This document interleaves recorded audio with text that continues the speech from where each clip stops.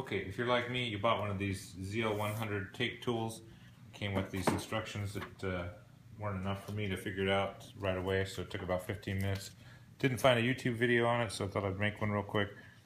I took the blue off the end of it. You just stick it inside here. This thing just basically unsnaps. This rail also kind of unsnaps. It's a little bit difficult to pull it out. Kind of get it inside this track. Pull it through.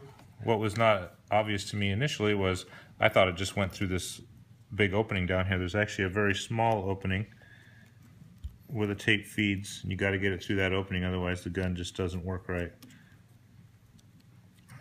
And come on.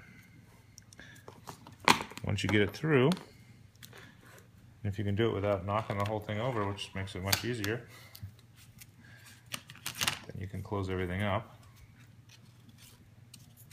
Okay, obviously I haven't done this enough to be good at it, but I would imagine you get much better the more you try working on it.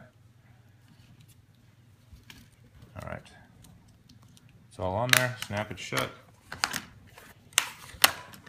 Now what you have to do is you got to make sure that this little piece right here is up and away, and you can pull it down and lock it in place like that.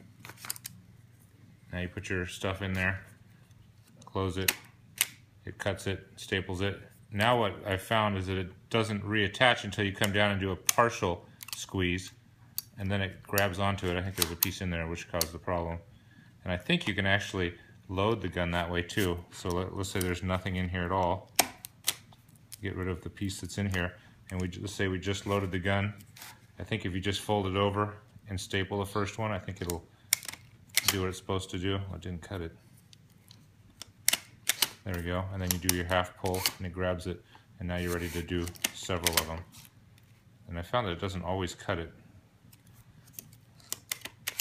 But anyways, you get the idea, so that's kind of how it works.